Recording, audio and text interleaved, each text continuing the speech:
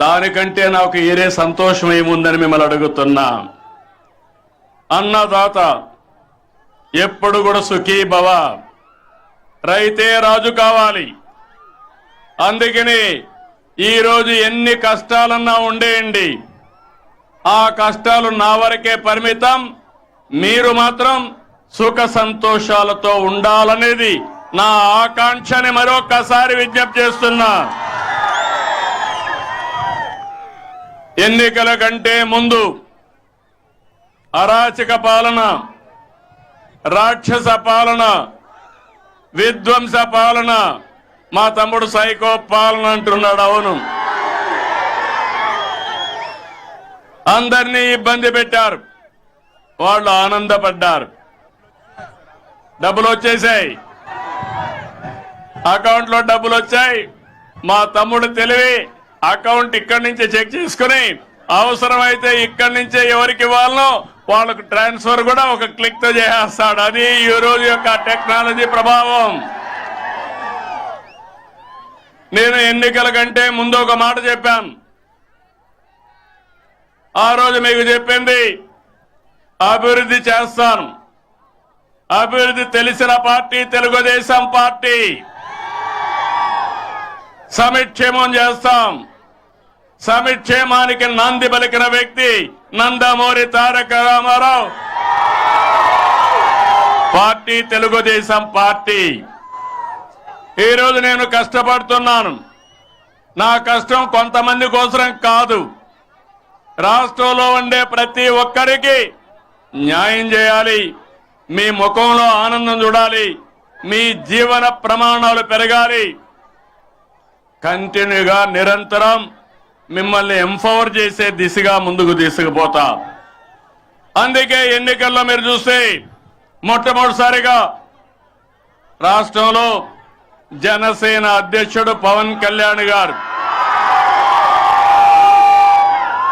ఈ రాష్ట్రంలో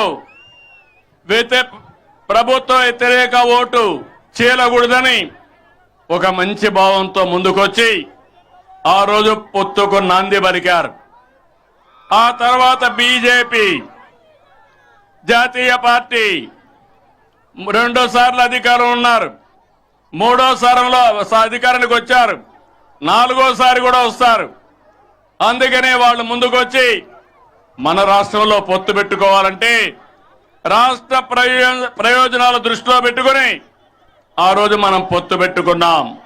ఈరోజు ప్రధానమంత్రి గారు ఉపన్యాసం మీరు చూశారు. సింధూర్ గర్వకారణం. ఎక్కడ కూడా ఒక్క వ్యక్తిని చంపకుండా ఎవరైతే మన ఆడబిడ్డల బొట్టు తెరిచేశారో అలాంటి టెర్రరిస్టుల్ని అంతం చేసిన పార్టీ ఎన్డీఏ, అంతం చేసిన వ్యక్తి నరేంద్ర మోడీ గారని చెప్పి మరొకసారి విజ్ఞప్తి చేస్తున్నారు.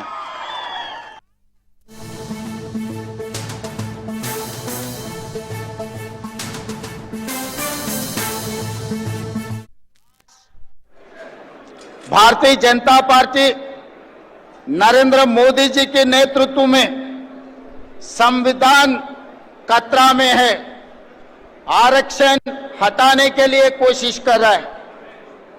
11 साल से सोशल जस्टिस के बारे में केंद्र सरकार ने सोचे नहीं, इसीलिए ऐसे मौके पे आज लॉ डिपार्टमेंट वाले अभिषेक मनु सिंघवी जी के नेतृत्व में ये जो सम्मेलन लगाए आगे रास्ता दिखाने के लिए इस देश में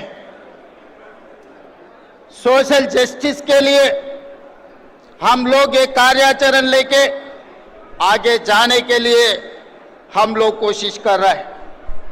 आज कांग्रेस पार्टी ये राजनीतिक दलों के जितने भी पार्टी के नेता लोग हैं, ये बिगड़ा हुआ नेता लोग हैं, ये बिगड़ा हुए नेता लोगों को रास्ते में लाने के लिए कांग्रेस पार्टी ने कोशिश कर रहा है। अगर सुने तो सुने, नहीं सुने तो 2-4 थप्पड़ मार के तो भी उन लोगों को रास्ते में लाने के लिए कांग्रेस पार्टी, कांग्रेस परिवार ने कोशिश करने वाले हैं। कभी कभी भारतीय जनता पार्टी के नेता लोग ये कहते हैं कि कांग्रेस पार्टी ने क्या किया।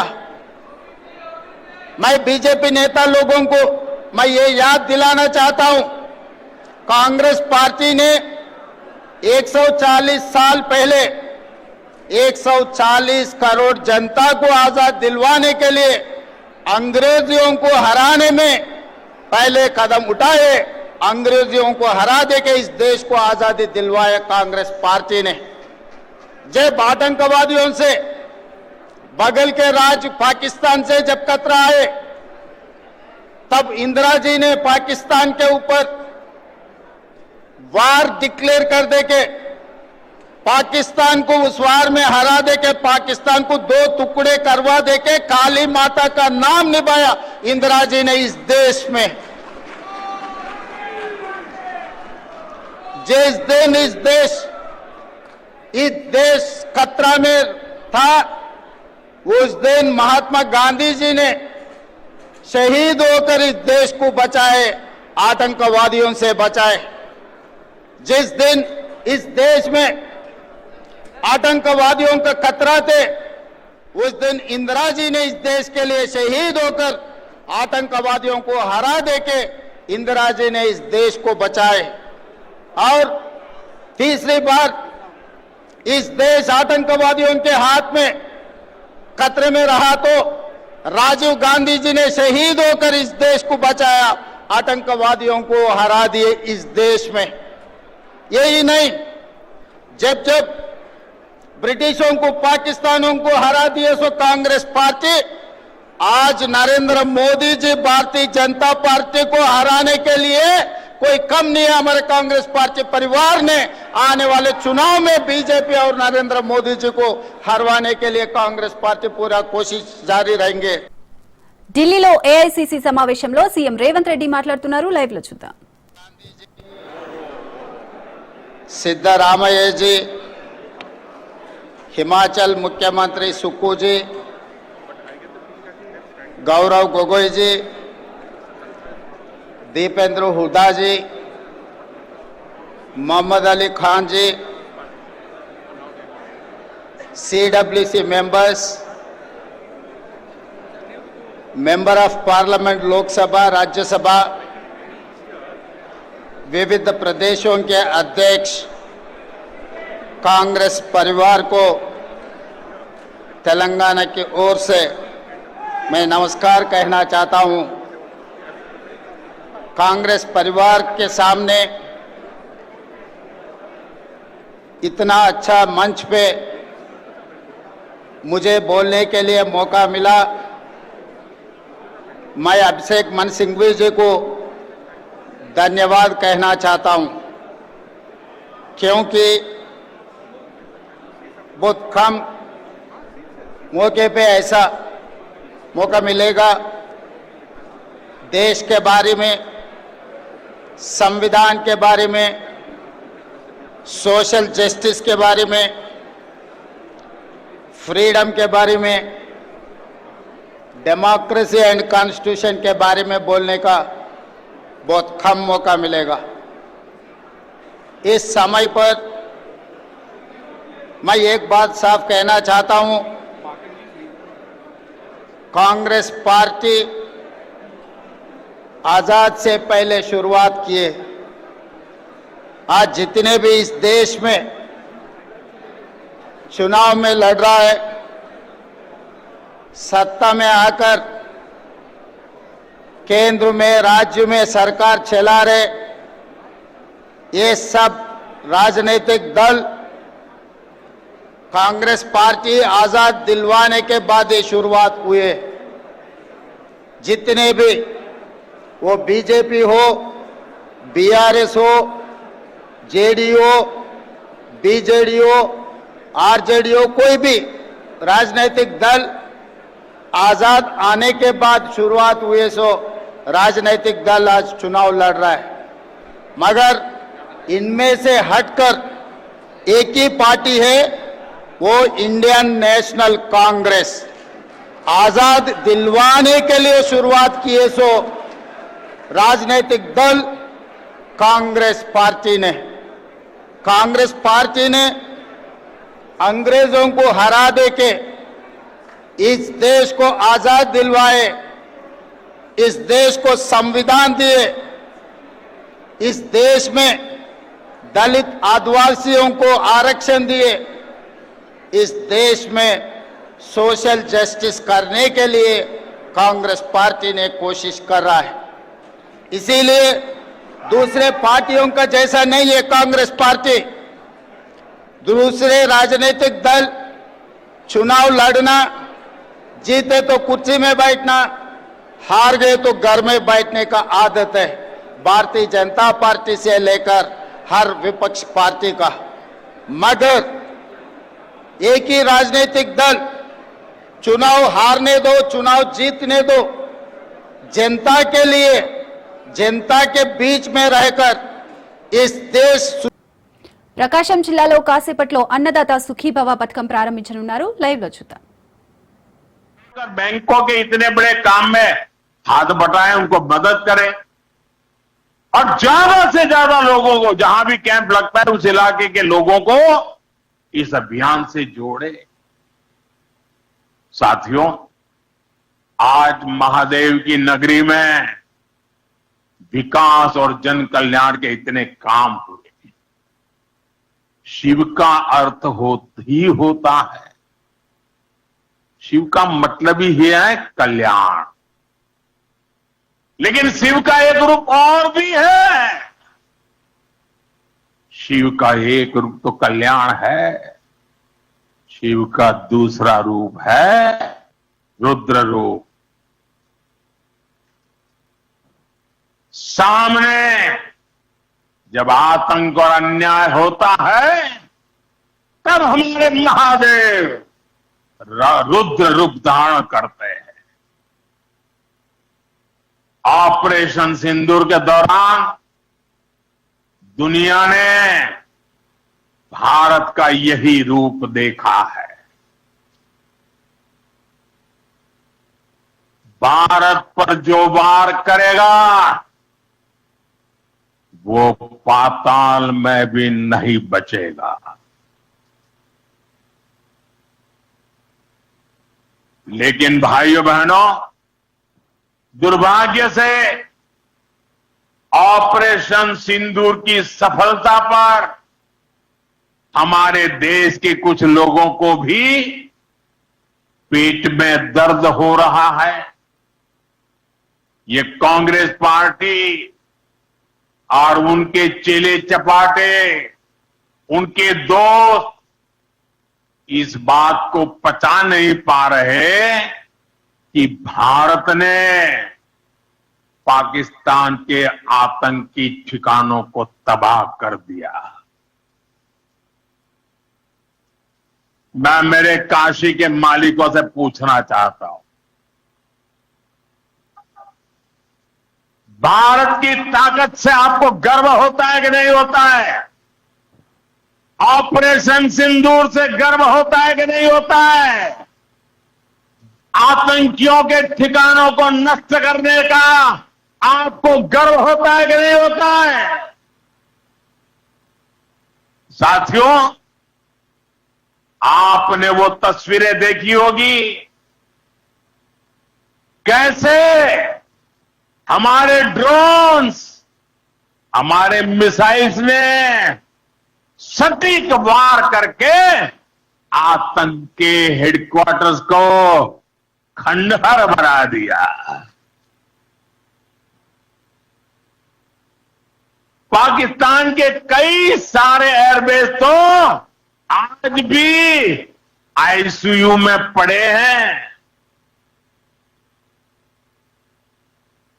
पाकिस्तान दुखी है, ये तो सब कोई समझ सकता है, लेकिन पाकिस्तान का ये दुख कांग्रेस और सपा से सहन नहीं हो पा रहा। उधर आतंक का आकार होता है, इधर कांग्रेस सपा वाले आतंकियों की हालत को देखकर रोते हैं।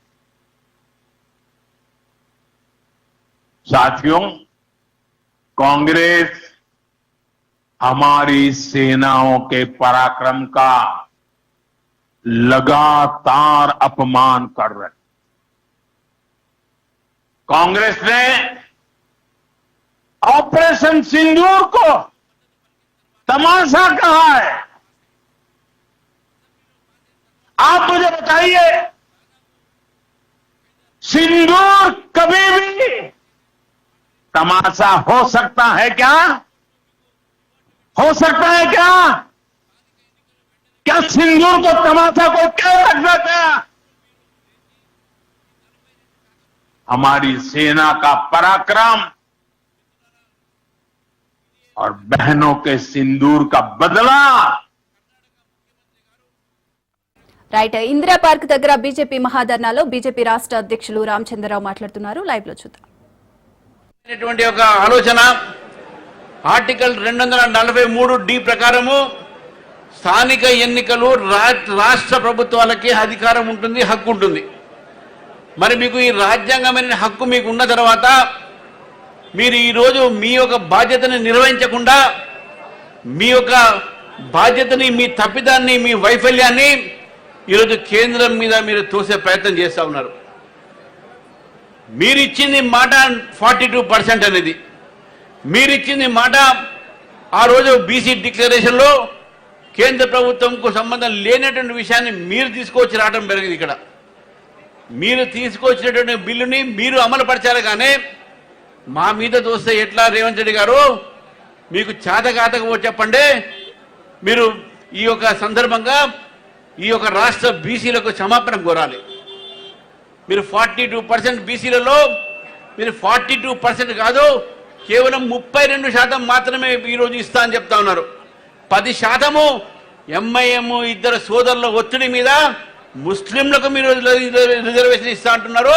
ఆ రిజర్వేషన్ ని భారతీయ జనతా పార్టీ వ్యతిరేకిస్తుంది, ఖండిస్తుంది కూడా.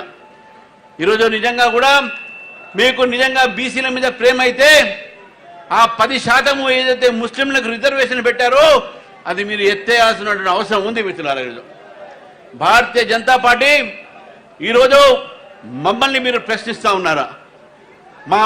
మా ఒక ప్రధానమంత్రి మా నరేంద్ర మోదీ గారు వారే ఈరోజు బీసీగా ఉన్నారు. ఒక బీసీ ప్రధానమంత్రి చేసింది భారతీయ జనతా పార్టీ. ఆ ధైర్యం మీ పార్టీకి ఉందా అని చెప్పి అడుగుతా ఉన్నాను మిత్రులారా. ఆ ధైర్యం మీ పార్టీకి ఉందా అని చెప్పి అడుగుతా ఉన్నాను. లేదు, బీసీ కమిషన్ తెచ్చింది భారతీయ జనతా పార్టీ అని చెప్పి చెప్తా ఉన్నాను మిత్రులారా. ఈరోజు బీసీ ఒక బిల్లు తెచ్చి, బీసీ ఒక చైర్మన్ పెట్టి, బీసీ ఒక కమిషన్ తెచ్చి దానికి రాజ్యాంగ భద్రత కలిగించింది అది భారతీయ జనతా పార్టీ మాత్రమే మిత్రులారా. భారతీయ జనతా పార్టీ ఈరోజు బీసీలకు పెద్దపీట చేసింది, పెద్దపీట చేసింది. కేంద్రంలో మాకు 27 మంది కేబినెట్ మంత్రులు ఉన్నారు మిత్రులారా. ఈరోజు 5 ముఖ్యమంత్రులు బీసీలు ఉన్నారు మిత్రులారా. 5 ముఖ్యమంత్రులు బీసీలు ఉన్నారు భారతీయ జనతా పార్టీ పరిపాలన రాష్ట్రంలో. మీరు 1947 నుంచి ఈ రోజు వరకు కూడా కాంగ్రెస్ పార్టీ ఉమ్మడి ఆంధ్రప్రదేశ్లో కానీ తెలంగాణలో కానీ ఒక్క బీసీ ముఖ్యమంత్రిని చేశారా అని చెప్పి మీ పార్టీని అడుగుతా ఉన్నాను మిత్రులు. ఈరోజు కాంగ్రెస్ పార్టీ బీసీల పేరు మీదనే రాజకీయం చేయాలని ప్రయత్నం చేస్తుంది, కానీ బీసీలకు పెద్దపీఠం వేసింది ఎక్కడా అని చెప్పి అడుగుతా ఉన్నాను. ఈరోజు కార్పొరేషన్ చేశారు, 9 మంది కార్పొరేషన్ చైర్మన్ చేస్తే ఒక్క బీసీ దొరికారా మీకు? మీ క్యాబినెట్లో కేవలం 3 బీసీలు ఉన్నారా? మీరు బీసీల గురించి మాట్లాడుతున్నారు, బీసీ సంక్షేమం గురించి మాట్లాడుతూ ఉన్నారు. నిజంగా మీకు ఇంత చిత్తశుద్ధి ఉంటే ఈ 42% కూడా మీరు కేవలం బీసీలకే ఇవ్వాలి. బీసీలలో ఇతర మతాలను తీసుకొచ్చి పెడితే మన బీసీ సోదరులకు నష్టం అవుతుందని చెప్పి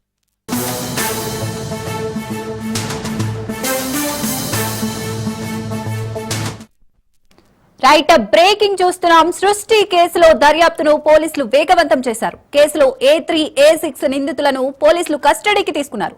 A3 కళ్యాణి, A6 ధనశ్రీ, సంతోషిలను గాంధీ ఆసుపత్రిలో మెడికల్ టెస్టులకు తీసుకెళ్లారు. అనంతరం వారిని PS కు తరలించి విచారించనున్నారు గోపాలపురం పోలీసులు.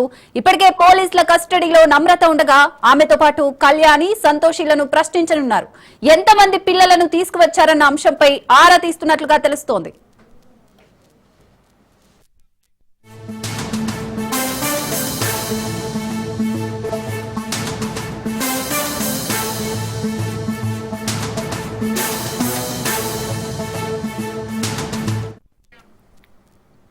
రైట్. సృష్టి కేసుతో తెలంగాణ సర్కార్ అలర్ట్ అయింది. రాష్ట్రంలోని అన్ని ఐవీఎఫ్ సెంటర్లపై ఫోకస్ చేయాలని సర్కార్ నిర్ణయించింది. ఇవాళ గ్రేటర్ హైదరాబాద్ లో వైద్య ఆరోగ్య శాఖ తనిఖీలు చేయనున్నారు. 3 రోజుల పాటు 35 బృందాలతో స్పెషల్ డ్రైవ్ నిర్వహించనున్నారు. గ్రేటర్ తర్వాత జిల్లాలోని ఐవీఎఫ్ సెంటర్లలో సోదాలు చేయనున్నారు. తెలంగాణలో మొత్తం 381 ఐవీఎఫ్ సెంటర్లుండగా గ్రేటర్ హైదరాబాద్ లో 157 ఐవీఎఫ్ సెంటర్లున్నాయి. 29 అంశాలతో కూడిన లిస్టును వైద్య ఆరోగ్య శాఖ రెడీ చేసుకుంది.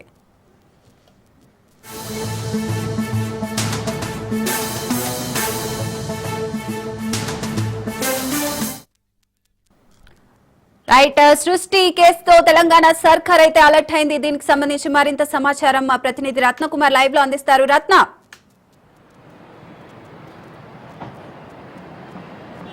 సృష్టి కేసులో ఇప్పటికే ప్రధాన నిందితులను అదుపులోకి తీసుకోవడం జరిగింది. వాళ్ళను అరెస్ట్ చేసి రిమాండ్లకు తరలించిన అనంతరం ఇందులో కీలకంగా ఉన్నటువంటి వ్యక్తులను ఇప్పుడు కస్టడీకి తీసుకొని విచారణ సైతం చేస్తున్నారు. ఇక నిన్న ఇందులో నిర్వాహకురాలు నమ్రతను కస్టడీ విచారణకు తీసుకున్నారు. నేను ఆమెను సుదీర్ఘంగా విచారించడం జరిగింది. ఈ కేసులో A1 గా ఉన్నారు సృష్టి టెస్ట్ బేబీ సెంటర్ నిర్వాహకురాలు నమ్రత. నమ్రత తర్వాత మిగతా వారిని సైతం కస్టడీకి అప్పగించాలంటూ, అంటే A2 నుంచి A6 వరకు ఉన్నటువంటి వాళ్ళందరినీ కస్టడీకి ఇవ్వాలంటూ కూడా పిటిషన్ దాఖలు చేసిన నేపథ్యంలోనే ఇవాళ కోర్టు A3, A6లుగా ఉన్న కళ్యాణి, సంతోషి ఇద్దరును కస్టడీకి అప్పగించింది. ఈ క్రమంలోనే వాళ్ళ ఉదయం చెంచల్గూడ జైలులో రిమాండ్ ఖైదీలుగా ఉన్న కళ్యాణి, సంతోషి ఇద్దరిని కూడా కస్టడీకి తీసుకొని ఇప్పుడు వారికి గాంధీ హాస్పిటల్లో వైద్య పరీక్షలు పూర్తి చేసిన అనంతరం గోపాలపురం పోలీస్ స్టేషన్కు తరలించి అక్కడ కస్టడీ విచారణ చేస్తూ ఉన్నారు. ఇదిలా ఉంటే ఇప్పటికే ఈ కేసులో అనేక మోసాలు అనేవి వెలుగులోకి వచ్చిన తర్వాత ఒకవైపున ప్రభుత్వం మీద ఇది ఇబ్బందికరంగా మారేటటువంటి అవకాశం ఉంది. వైద్య శాఖ అధికారుల యొక్క పర్యవేక్షణ, వారి యొక్క తనిఖీల నిర్లక్ష్యం కారణంగానే ఇటువంటి మోసపూరిత సెంటర్లు పుట్టుకొచ్చాయనేటువంటి ఆరోపణలు వస్తున్న నేపథ్యంలోనే ఇప్పుడు ఒక్కసారిగా తెలంగాణ ప్రభుత్వం అప్రమత్తమయ్యి వైద్య శాఖ అధికారులను ఆదేశాలను జారీ చేసింది. ఇమ్మీడియట్ గా మీద ఒక బృందాన్ని ఏర్పాటు చేసి మొత్తం తనిఖీలు నిర్వహించాలనేటువంటి ఆదేశాలు జారీ చేయడంతో ఇప్పుడు వైద్య శాఖ అధికారులు అప్రమత్తమయ్యారు. మొత్తం 35 టీంలు 3 రోజుల పాటు రాష్ట్ర వ్యాప్తంగా ఉన్నటువంటి ఐవీఎఫ్ సెంటర్ల మీద రైడ్స్ తనిఖీలు నిర్వహించబోతున్నాయి. అసలు ఏ సెంటర్లు ఫార్మాలిటీస్ అంటే ఉన్నటువంటి రూల్స్ ను, నిబంధనలకు లోబడుతూ పనిచేస్తున్నాయా లేకపోతే మోసాలు చేస్తున్నారా అనే దాని మీద ప్రస్తుతం ప్రత్యేకంగా దృష్టి సారించినటువంటి అవకాశం ఉంది ఈ యొక్క తనిఖీల ద్వారా. మొత్తం తెలంగాణ రాష్ట్ర వ్యాప్తంగా 381 ఐవీఎఫ్ సెంటర్లు ఉన్నాయి. ఇందులో ఒక హైదరాబాద్ లోనే 157 ఐవీఎఫ్ సెంటర్లు ఉన్నాయి. సో ఇప్పుడు ఈ సెంటర్లన్నింటిలో కూడా ఇప్పుడు వైద్య శాఖ అధికారులు 3 రోజుల పాటు తనిఖీలు నిర్వహించబోతున్నారు. 35 బృందాలతో యొక్క తనిఖీలు అనేవి చేస్తూ ఉన్నారు. మొత్తం 29 అంశాలతో వైద్య ఆరోగ్య శాఖ లిస్టును రెడీ చేసింది. లిస్టును రెడీ చేసి ఈ 29 అంశాలతో కూడినటువంటి నిబంధనలు ఏవైతే ఉన్నాయో వీటన్నిటిని ఫాలో అవుతున్నారా లేదా అనేది ఇప్పుడు 3 రోజుల పాటు చేయబోయేటువంటి తనిఖీలలో ప్రతి ఒక్క ఐవీఎఫ్ సెంటర్లోనూ తనిఖీ చేయబోతున్నారు. ఒకవేళ నిబంధనలకు లోబడకుండా రూల్స్ ను అతిక్రమిస్తూ మోసాలకు పాల్పడుతూ ఇంకేమైనా ఐవీఎఫ్ సెంటర్లు పనిచేస్తూ ఉంటే ఖచ్చితంగా వాటిని క్లోజ్ చేసే అవకాశం ఉంటుంది. వాళ్ళ యొక్క లైసెన్సులు కూడా రద్దు చేసినటువంటి అవకాశాలు చాలా స్పష్టంగా కనిపిస్తున్నాయి. ఎందుకంటే ఇప్పటికే సృష్టి టెస్ట్ బేబీ సెంటర్లో నమోదైనటువంటి కేసులకు సంబంధించి అక్కడ వెలుగు చూసినటువంటి అక్రమాలు, మోసాలు అనేవి రాష్ట్ర వ్యాప్తంగా సంచలనం సృష్టించిన నేపథ్యంలోనే దీని మీద రాష్ట్ర వ్యాప్తంగా ఉన్నటువంటి ఐవీఎఫ్ సెంటర్ల మీద ప్రధానంగా దృష్టి సారించారు. ఒకవైపున సికింద్రాబాద్ తో పాటు విజయవాడ, వైజాగ్ ప్రాంతాల్లో సైతం వీళ్ళు అక్రమాలకు పాల్పడ్డారు, పెద్ద ఎత్తున మోసాలకు పాల్పడ్డారనేటువంటి విషయాన్ని ఐడెంటిఫై చేశారు. కాబట్టి ఇక రాష్ట్ర వ్యాప్తంగా ఉన్నటువంటి ఐవీఎఫ్ సెంటర్లు పనితీరు ఎలా ఉంది, వాళ్ళు ఏ రకంగా పనిచేస్తున్నారు, ఎలిజిబిలిటీ ఉన్నటువంటి డాక్టర్లే పనిచేస్తూ ఉన్నారా లేకపోతే ఫేక్ డాక్టర్లను తీసుకొచ్చి ఇష్టానుసారంగా మోసాలకు పాల్పడుతూ వైద్య సహాయాలు అందిస్తున్నారా, పిల్లలు లేకుండా వచ్చినటువంటి భార్యాభర్తలకు ఏ రకమైనటువంటి ట్రీట్మెంట్లు అందిస్తున్నారు అనే దానికి సంబంధించినటువంటి 29 అంశాలతో కూడిన లిస్ట్ అనేది ప్రిపేర్ చేస్తున్నారు. కాబట్టి ఈ లిస్టును ప్రకారం కూడా ఈ యొక్క తనిఖీలు నిర్వహించబోతున్నారు.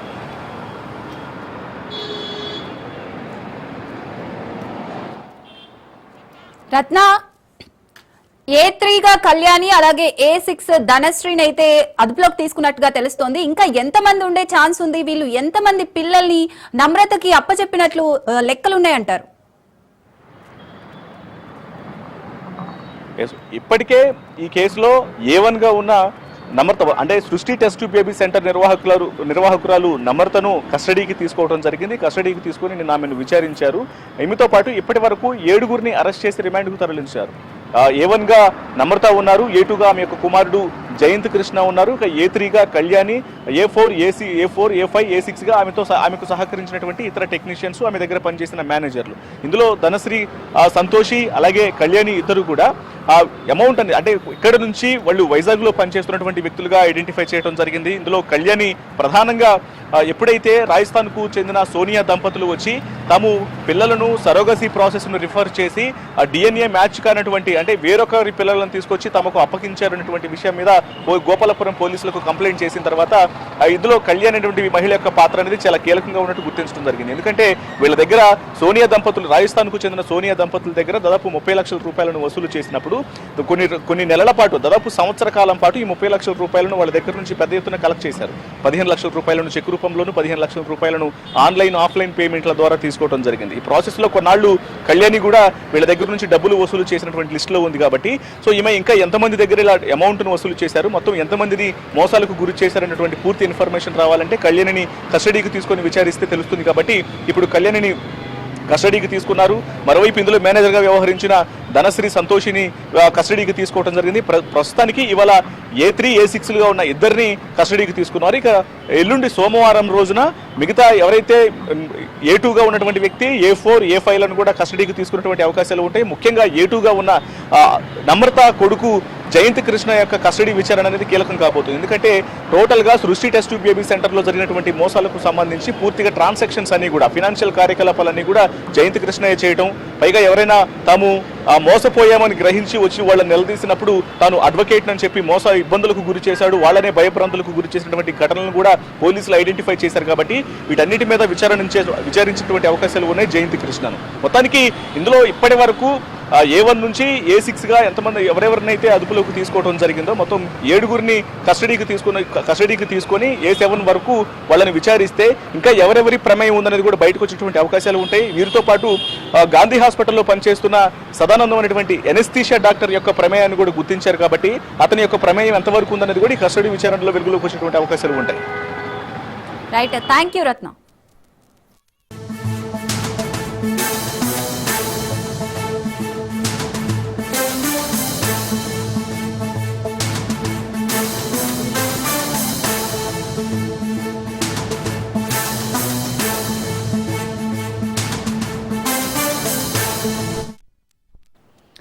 రైట్, బ్రేకింగ్ చూస్తున్నాం. బీహార్ అసెంబ్లీ ఎన్నికలు సమీపిస్తున్న తరుణంలో రాష్ట్రంలో ఓటర్ల జాబితా ప్రత్యేక సమగ్ర సవరణ SIR కార్యక్రమాన్ని ఎన్నికల సంఘం చేపట్టింది.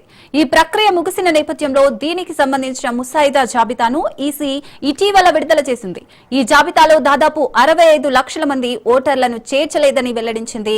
SIR ప్రక్రియకు ముందు రాష్ట్రంలో ఓటర్ల సంఖ్య 7.9 కోట్లుగా ఉండగా తాజా ముసాయిదా జాబితాలో ఆ సంఖ్య 7.24 కోట్లకు తగ్గింది.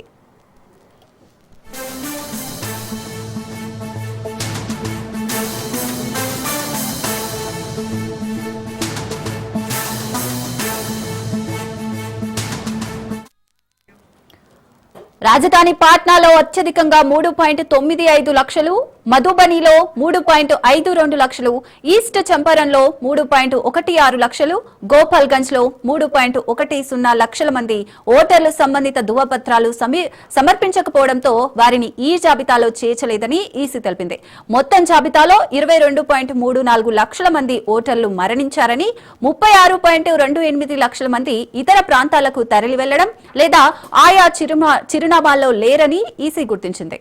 మరో 7.01 లక్షల మంది ఒకటి కన్నా ఎక్కువ సార్లు నమోదు చేసుకున్నట్లు గుర్తించామని ఈసీ తెలిపింది.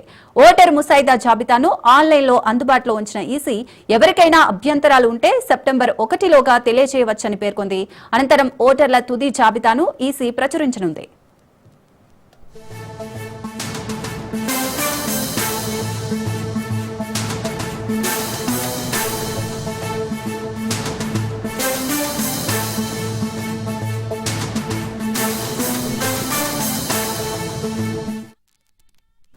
రాష్ట్రంలో 52 లక్షల మంది ఓటర్లు సంబంధిత చిరునామాల్లో లేరని వెల్లడైంది. 18 లక్షల మంది ఓటర్లు చనిపోగా 26 లక్షల మంది ఇతర నియోజకవర్గాలకు మారినట్లు ఈసీ తెలిపింది. మరో 7 లక్షల మంది ఓటర్లు 2 చోట్ల నమోదు చేసుకున్నట్లు అధికారుల పరిశీలనలో తేలింది.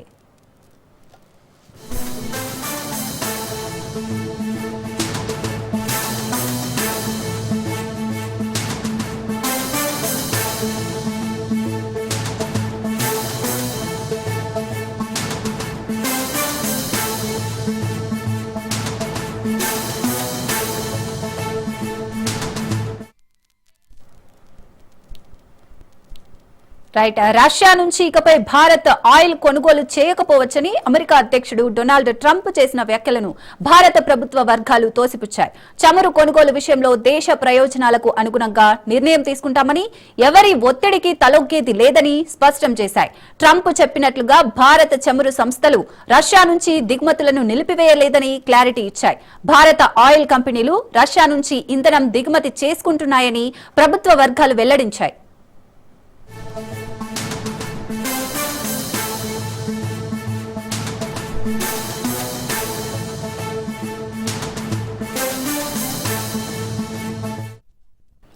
రష్యా నుంచి ఇకపై భారత్ ఆయిల్ కొనుగోలు చేయకపోవచ్చని అమెరికా అధ్యక్షుడు డొనాల్డ్ ట్రంప్ చేసిన వ్యాఖ్యలను భారత ప్రభుత్వ వర్గాలు తోసిపుచ్చాయి. చమురు కొనుగోలు విషయంలో దేశ ప్రయోజనాలకు అనుగుణంగా నిర్ణయం తీసుకుంటామని, ఎవరి ఒత్తిడికి తలొగ్గేది లేదని స్పష్టం చేశాయి.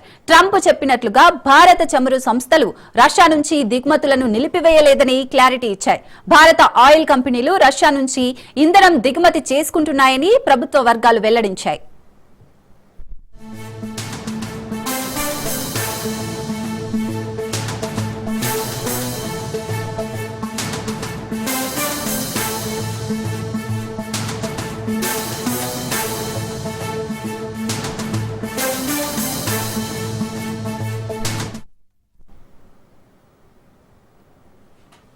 అగ్రరాజ్యాలు అమెరికా, రష్యా మధ్య ఉద్రిక్తతలు పెరుగుతున్నాయి. అమెరికా 2 జలాంతర్గాములను రష్యా సమీపంలో మోహరించింది. ఈ మేరకు ఆదేశాలు జారీ చేసినట్లు అమెరికా అధ్యక్షుడు డొనాల్డ్ ట్రంప్ ట్రూత్ లో చెప్పుకొచ్చారు. రష్యా అధ్యక్షుడు వ్లాదిమిర్ పుతిన్ సహాయకుడు, Russia security council deputy chairman Dmitry Medvedev చేసిన డెడ్ హ్యాండ్ హెచ్చరికలను ప్రతిస్పందనగా ఆయన ఈ నిర్ణయం తీసుకున్నారు. అమెరికా చర్యలకు తలొగ్గేది లేదంటున్న రష్యా, అమెరికా జలాంతర్గాములను ఎదుర్కొనేందుకు రష్యా రెడీ అంటూ ప్రకటించింది. మహాసముద్రాల్లో అమెరికా కంటే జలాంతర్గాముల సంఖ్య ఎక్కువే అని రష్యా చెప్పుకొచ్చింది.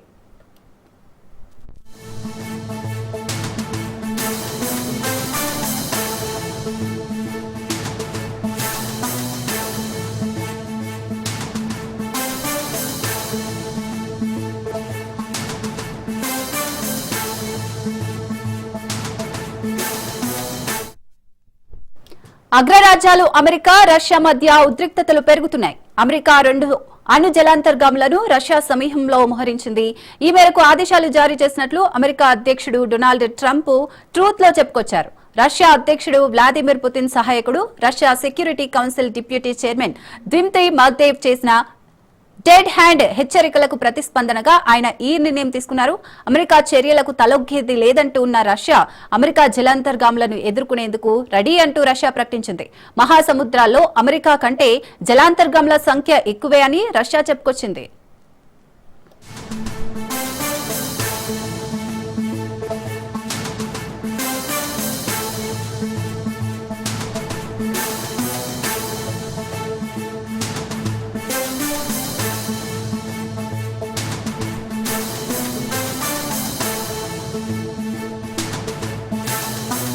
ప్రకాశం జిల్లాలో అన్నదాత సుఖీభవ పథకం చెక్కులను సీఎం చంద్రబాబు పంపిణీ చేస్తున్నారు. ఆ లైవ్ లో చూద్దాం. శ్రీ తేళ్ల పేరయ్య గారు వారి చేతుల మీదుగా దర్శి నియోజకవర్గానికి సంబంధించినటువంటి మెగా చెక్ ను వారికి అందిస్తూ ఉన్నారు. 29,06,55,000 రూపాయల చెక్ ను అందిస్తున్నారు. దర్శి నియోజకవర్గం నుంచి 42,871 రైతు కుటుంబాల వారికి ఈ లబ్ధి చేకూరుతుంది. దయచేసి అందరూ కూడా కోఆపరేట్ చేయవలసిందిగా మనవి చేస్తున్నాం.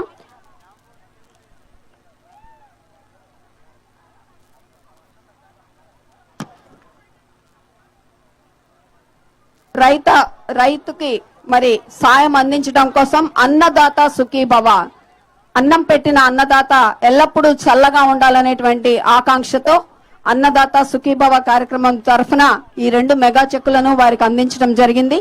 లబ్ధిదారుల ద్వారా ఆ మెగా చెక్కులు వారికి చేరతాయి. ఇక భూమాతను నమ్ముకున్న వారు ఎప్పటికీ గొప్పవాడే. మరి అలాంటి నిరపాయకరమైనటువంటి ఆర్గానిక్ మెటీరియల్ తోటి పండించినటువంటి పంటల ఉత్పత్తులు ఆరోగ్యానికి దివ్యౌషధాలు, అమృత తుల్యంగా ఉంటాయి. ప్రకాశం జిల్లాలో సీఎం చంద్రబాబు మాట్లాడుతున్నారు. లైవ్ లో చూద్దాం. దానివల్ల ఆరోగ్యం బాగుండేది. ఇప్పుడు మీలో ప్యాషన్ పెరిగింది. డబుల్ పాలిష్, తెల్లగా ఉండాలి. తెల్లగా ఉంటే ఏమొస్తుంది? కార్బోహైడ్రేట్స్ ఉంటాయి. అది తింటే పౌష్టికాహారం కాదు. దానివల్ల అన్ని సమస్యలు వస్తున్నాయి. అందుకే ప్రపంచం మొత్తం ఇప్పుడంతా కూడా మీరు చూస్తే పళ్ళు ఎక్కువ తింటున్నారు, కూరగాయలు ఎక్కువ తింటున్నారు, ప్రకృతి సేద్యంలో వచ్చినట్టు తింటున్నారు, కోడి మాంసం ఎక్కువ తింటున్నారు, ప్రోటీన్ ఉంటుందని. ఎగ్ ఎక్కువ తింటున్నారు, అక్కడక్కడ కొద్దిగా మటన్ తింటున్నారు, పాలు ఎక్కువ తాగుతున్నారు, పాలతో వచ్చే పదార్థాలు ఎక్కువ తినే పరిస్థితికి వచ్చారు. ఇంకా మనం ఆ దృష్టిలో మీరు పోవాల్సిన అవసరం ఉంది. నేను చెప్పింది అప్పుడప్పుడు మీరు ఫాలో కావాలా. మీరు ఫాలో గారు. లేదు అప్పుడే చాలా తక్కువ అవుతున్నారు మీరంతా. అందుకే ఈ సమస్యలన్నీ వస్తున్నాయి.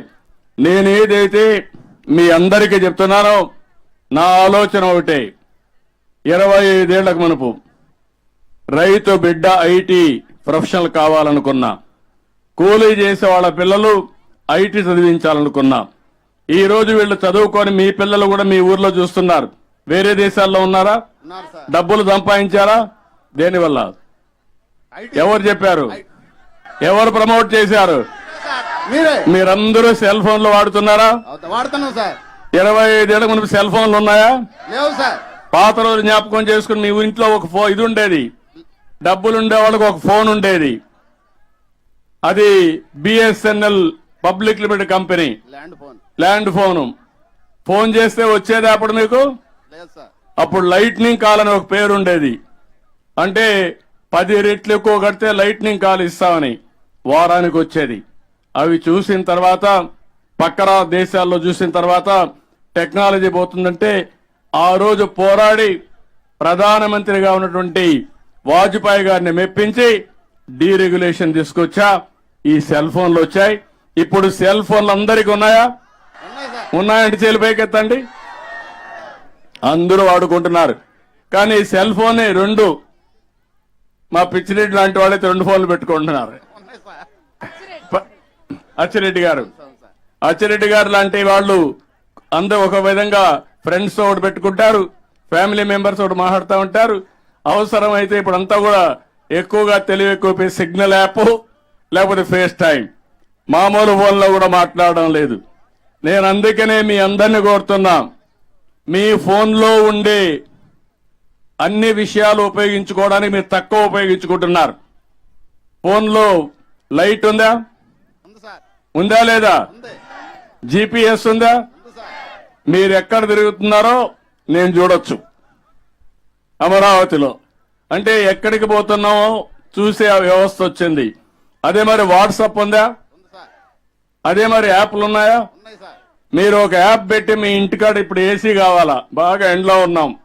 ఈ ఎండ వల్ల ఒక లాభం కూడా ఉంది. చాలా రోజుగా మనం ఎండలో కూర్చోవడం మర్చిపోయాం. డి విటమిన్ టాబ్లెట్లు తీసుకుంటున్నాం. ఇప్పుడు ఎండ వల్ల డి విటమిన్ వస్తుంది. డి విటమిన్ వల్ల చాలా లాభాలు వస్తాయి, అది వేరే విషయం. ఇప్పుడు ఇక్కడ యాప్ ఉంటే నేరుగా మీ ఇంటికి పోయే లోపల ఏసీ వేసి రూమ్ ఏ టెంపరేచర్ లో ఉండాలో ఆ టెంపరేచర్ లో పెట్టి నువ్వు ఇంటికి పోయేదాకా రెస్ట్ తీసుకోవచ్చు. ఊహించారా మీరు ఇవన్నీ? దీన్ని అమలు చేయాలనా లేదా, ఆలోచించాలనా లేదా? నేను అందుకనే మీకు చెప్తున్నా అచ్చిరెడ్డి గారు, నేను మీ సెల్ ఫోన్ ద్వారా మీ వ్యవసాయం చేయించే విధంగా, అన్ని సమస్యలకు పరిష్కారం చేయించే విధంగా తీసుకొచ్చే బాధ్యత నాది, ఉపయోగించుకునే బాధ్యత మీదని మరొకసారి మీ అందరికీ విజ్ఞప్తి చేస్తున్నా. I will do it.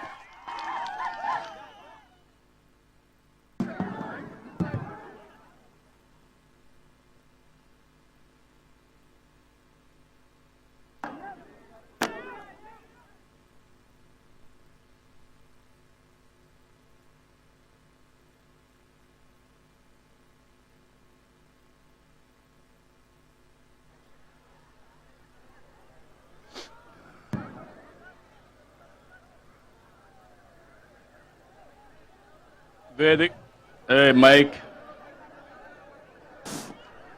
sound. और बार बार गांधी परिवार ने क्या किया, यही सवाल उठाते रहता है.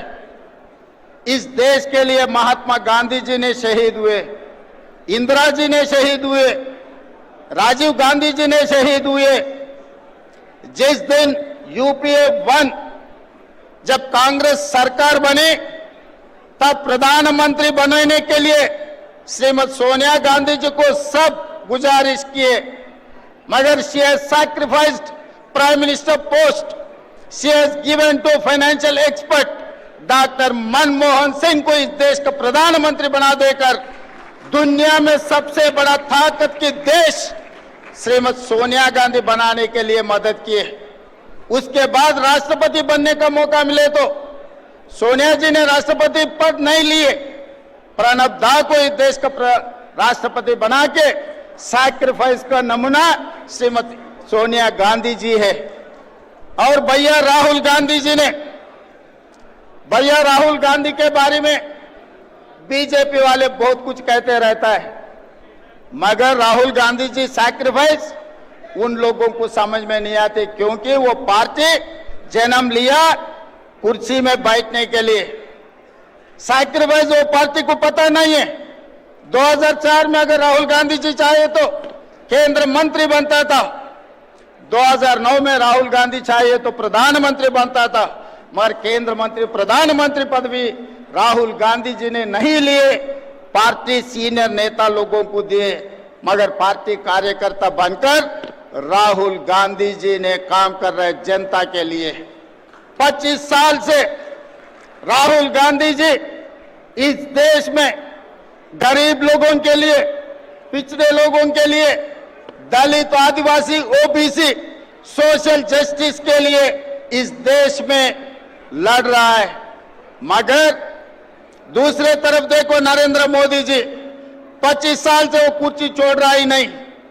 2001 में मुख्यमंत्री बना, तब से आज तक बार बार बीजेपी वाले संघ परिवार ने उनको हटाने के लिए कोशिश किए, मगर मोदी जी कभी कुर्सी छोड़ने के लिए राजी नहीं हुआ है।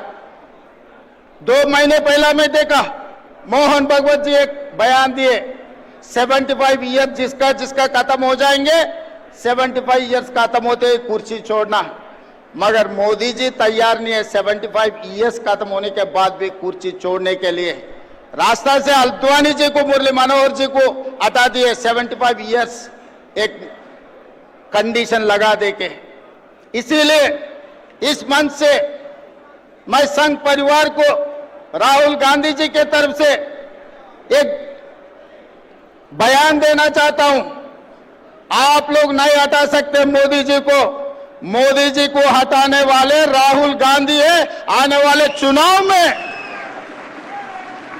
जो संघ परिवार ने नहीं कर सका, अटल जी ने जो नहीं कर सका, जिस दिन अटल जी चाहता मोदी जी को हटाने के लिए मुख्यमंत्री कुर्सी से, आज मोहन भगवत जी ने कोशिश कर रहे हैं मोदी जी को प्रधानमंत्री कुर्सी से हटाने के लिए।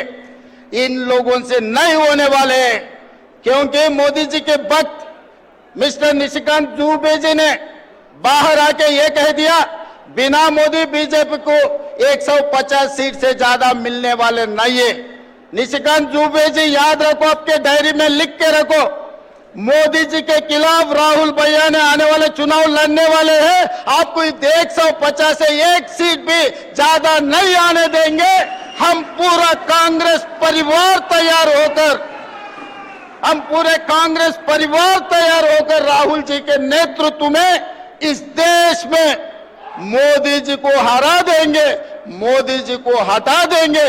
इस देश को बचाने के लिए, संविधान बचाने के लिए, आरक्षण लागू करने के लिए, सोशल जस्टिस, आज के तारीख में ओबीसी को सोशल जस्टिस देने के लिए हम सब लोग तैयार होकर राहुल जी को इस देश का प्रधानमंत्री बनाने वाले, राहुल जी के नेतृत्व में इस देश को आगे तरक्की करने वाले हैं। तब तक हम सब लोग जितने भी यहाँ पर है, जितने भी ये प्रोग्राम लाइव में देख रहे हैं, इस देश में जितने भी ये संविधान बचाने वाले, सब राहुल जी के साथ जोड़कर आने वाले दिनों में काम करना है। क्योंकि राहुल जी ने भारत जोड़ो यात्रा में कन्याकुमारी से लेकर कश्मीर तक 150 दिन 4000 किलोमीटर पाद यात्रा किए। वो समय पर राहुल जी ने नफरत की बाजार में दुकान था।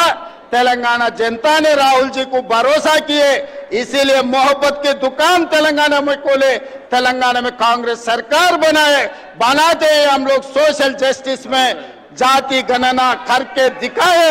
आज हिंदुस्तान में तेलंगाना मॉडल बना दिए हम। आने वाले दिनों में इस देश में सोशल जस्टिस के लिए जनजाति जनगणना करके दिखाएंगे। राहुल जी के नेतृत्व में ओबीसी 42% रिजर्वेशन देकर इस देश में नया कानून, नया सोशल जस्टिस, संविधान को लागू करने के लिए हम लोग सब कामयाब होंगे। इस आने वाले दिनों में आप सब लोग तैयार हैं? तैयार हैं? सोशल जस्टिस के लिए तैयार हैं? राहुल जी के नेतृत्व में लड़ने के लिए तैयार है? जिसने तैयार है सब लोग हाथ उठा दो ऊपर। जय कांग्रेस, जय जय कांग्रेस। राहुल गांधी, राहुल गांधी। धन्यवाद मित्रों। Thank you, sir, for that wonderful speech. May I now call upon the chairman of this session on social justice and the constitution, ideas of equality and fraternity, the crusader for social justice, Honorable Chief Minister of Karnataka, Sri Siddaramaiah ji. అయితే ఆ రోజు ఒక మాట చెప్పాను, నేను super 6 అని తీసుకొచ్చాను. కార్యకర్తలు ఇంటింటికి వచ్చారు, ఏం చేస్తామో చెప్పారు. అయితే గత ప్రభుత్వం ఆర్థిక విధ్వంసం చేసింది, చాలా సమస్యలు వచ్చాయి. కానీ నాకు దృఢ సంకల్పం ఉంది, ఎట్టే పరిస్థితిలో ఇచ్చిన మాట నిలబెట్టుకోవాలని ఎన్ని కష్టాలున్నా సూపర్ 6 అమలు చేస్తున్నామని మరొక్కసారి మీకు విజ్ఞప్తి చేస్తున్నాం. అదే కాదు, ఇచ్చినట్టు అన్ని కూడా అమలు చేస్తున్నాం. మీలో ఒక ఆలోచన రావాలి. ఇచ్చినప్పుడు మీరు అనుకుంటారు ఆటోమేటిక్ గా వస్తాయని. ఏది ఆటోమేటిక్ గా వస్తే అందరూ ఇవ్వగలుగుతారు. నేను అడుగుతున్నా, 5 సంవత్సరాలు పింఛన్లు ఇచ్చారు. 3,000 ఉంటే ఒక్కొక్క సంవత్సరం ముక్కుతూ మూలుగుతూ 250 పెంచి 5 ఏళ్లలో 3,000 చేశారు. నేను ఒక మాట చెప్పాను, మీ అందరికీ 3,000 నుంచి 4,000 చేస్తా. జూన్ లో ఫలితాలు వచ్చాయి, ఏప్రిల్ నుంచే ఇస్తానని పెంచిన పింఛను ఏప్రిల్ నుంచే ఇచ్చానా లేదా అని మిమ్మల్ని అడుగుతున్నా. మామూలు కాదు. 4,000 దివ్యాంగులకు 6,000 ఉంటే 3,000 పెంచాను. 3,000 నుంచి 6,000 పెంచాను, అంటే 12 రెట్లు పెంచాను. భగవంతుడు వాళ్ళ పట్ల చిన్న చూపు చూశాడు. మానవత్వంతో వాళ్ళు ఆదుకోవాలని నేను ముందుకు పోయాను. దీనివల్ల మీరు చూస్తే ఈరోజు 32,134 కోట్ల రూపాయలు సంవత్సరానికి ఖర్చు అవుతుంది. మన తర్వాత పక్కనుండే తెలంగాణ 8,000 కోట్లు, కడవోళ్ళు 5-4,000 కోట్లు. అది ఎక్కడా, నేను ఇచ్చేది ఎక్కడా? ఈ 64 లక్షల మందికి పింఛను ఇస్తున్నా. మీరంతా గుర్తుపెట్టుకుంటారా అని నేను మిమ్మల్ని అడుగుతున్నా. 4,000, 6,000 కిడ్నీ పేషెంట్లుంటే డయాలసిస్ చేసుకుంటే 10,000 బెడ్కి పరిమితం అయితే వాళ్ళ ఇంట్లో వాళ్ళకి సేవ చేయాల్సి వస్తే 15,000 జీతంతో సమానంగా మీకు ఇస్తున్నానా లేదా అని మిమ్మల్ని అడుగుతున్నా. నేను డబ్బులు లెక్క పెట్టుకోవాలా, మానవత్వంతో చూస్తున్నా. ఈ విషయం మీరు గుర్తుపెట్టుకోవాలి. ఇంకో పక్కన ఎవరైనా భర్త చనిపోతే వితంతువుకు పెన్షన్ ఇవ్వకుండా ఎగ్గొట్టారు. నేను ఒకటే చెప్పాను, పాతవన్నీ క్లియర్ చేశా. మొన్నే 1,10,000 పింఛన్లు, నెలకు 44 కోట్ల రూపాయల ఖర్చు, సంవత్సరానికి 520 కోట్లు ఖర్చు. అయినా పర్వాలేదు, నా పేదవాడి ముఖంలో ఆనందాన్ని చూడాలని ఆ పింఛన్లు ఇచ్చాను. ఇంత మునుపు ఒక నెల తీసుకోకపోతే రెండో నెల ఎగ్గొట్టేవాళ్ళు. 2 నెలలు తీసుకోకపోతే వచ్చేదే కాదు. ఇప్పుడు 3 నెలలు ఎక్కడైనా ఉండండి. ఆ రోజు వాలంటీర్ వస్తేనే మీకు పింఛను. ఇప్పుడు నువ్వు బంధువుల ఇంటికి పోయినా నేను ఇస్తా, అక్కడే ఇస్తా. నరేగా పనులు చేసినా అక్కడ ఇస్తా. హాస్పిటల్లో ఉన్నా అక్కడ ఇస్తా. మీరెక్కడున్నా అక్కడ ఎత్తుక్కుంటూ వచ్చి మీ పింఛను నెలకు మొదటి తారీఖునిచ్చే బాధ్యత నాది. ఏం తమ్ముళ్ళు ఆనందమా? అయితే ఇంత చేసిన ప్రభుత్వాలను మర్చిపోతారా మీరు? తప్పుడు ప్రచారం నమ్మతారా మీరు అడుగుతున్నా. మొన్నే తల్లికి వందనం అప్పుడు చెప్పారు. ఎంతమంది పిల్లలుంటే అంతమంది పిల్లలకి ఇస్తామని చెప్పారా లేదా? అప్పుడు ఇచ్చారా? అప్పుడు ఒకరికే ఇచ్చారా లేదా? నేను చెప్పా, ఎంతమంది పిల్లలుంటే అంతమంది పిల్లలకి ఇస్తామని. ఒక్కొక్క కుటుంబంలో 2, 3, 4, 5, 6, 7, 8 మంది పిల్లలున్నా ఇచ్చిన పార్టీ తెలుగుదేశం పార్టీ, ఎన్డీఏ. వచ్చాయా లేదా? ఇచ్చామా లేదా? ఆనందం అవునా కాదా? వ్యత్యాసం